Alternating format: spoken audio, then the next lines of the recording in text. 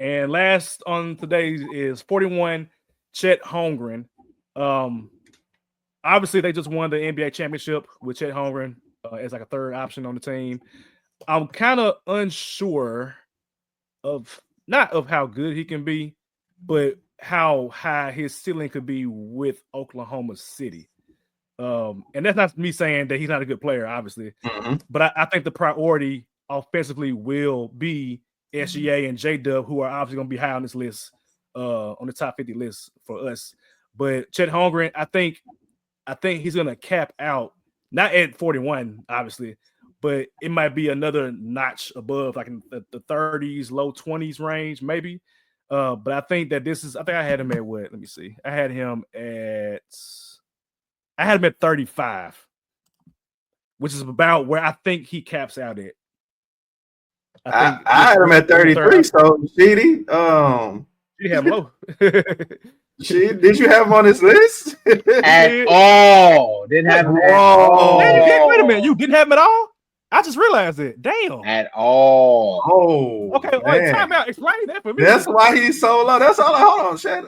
I mean, I get it, but I don't get it. Explain it to me, Sheedy, because I'm like 30s is about right for him. But I wouldn't move him up, but like, damn, not at all. Yeah.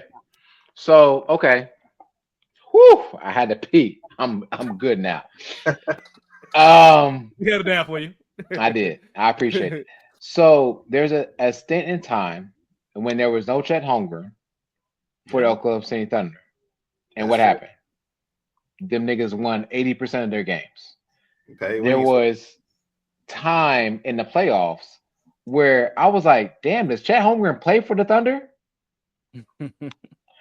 When you go back to the finals, when you go back to even the Western Conference finals, you don't mention Chet Holmgren as much as you mention Jalen Williams, which we talked about. You don't. And we said, hey, he's definitely on this, and he is. But it was like, damn, like, where can I put Chet where I feel comfortable? There was a time, and I'll be very frank here. Chet Holmgren played against one of our best players on here, Joker. I was like, damn, Chet is giving him that work. Like, they're going back and forth, and I loved it. And after that game, didn't see the same.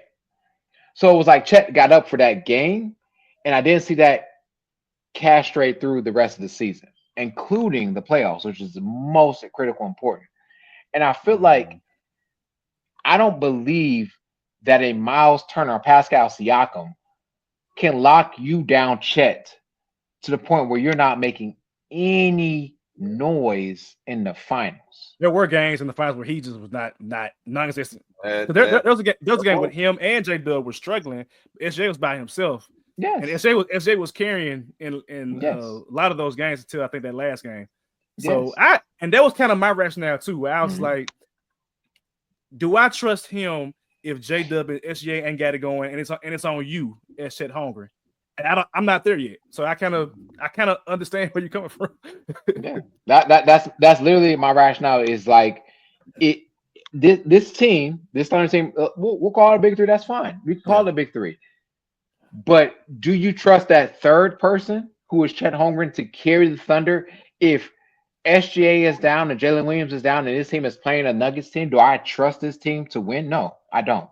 And that's just me being honest. I trust a Jalen Williams-led Oklahoma City Thunder team more than just a Chet Holmgren-led team. So I left him off the list. Yes. Can he be part of 51 and 60? Of course. But on top of a top 50, I don't. And again, another point of that is during the regular season, when he missed a bunch of games, they miss a beat. That's fair. That's super fair. And it makes me, it makes me, because again, I had him at 33. And sometimes you do got to listen to your brothers and be like, damn, that's a good point. Then he hit you again. It's like, damn, that's a good point. Then he hit you again. It's like, damn, that's a good point. And like he ended up and Savage, you ended up saying something that I brought about when the whole Kevin Durant thing was going on. I honestly felt that Chet should have been traded because we won't know his potential on this Oklahoma City Thunder team. His number is pretty much the last 2 years he played. It's pretty much about 16 points, 8 rebounds a game. Do I expect those numbers to go up? Not really. Do I expect them to go down though? Not really. Not really. But the reason I had him at 33 is still that just that impact on a winning team. But then again, like you started hitting points where like there were good points, but it's like Chet should be able to kind of defy what you just said. Like he should be on the opposite end. He should be a 20-point scorer. 8 rebounds, cool. You know what I'm saying? He should be a better defender. And again, he's still young, which is why I give him a little bit more grace. But at the end of the day, the Thunder would still be the Thunder without Chet, for sure.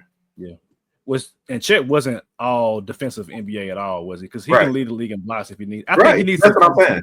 Yeah, he needs to focus in on that. If he can be an all defensive player, I think that kind of validates his appearance on top 50 in this particular role. If you're not gonna be an offensive weapon, at least get some rebounds and some blocks to kind of compensate for your lack of offensive production. Compared to he should be a Jaren Jackson who actually rebounds. Hey, that would help. You said it, not us. I agree. Yeah, that would help.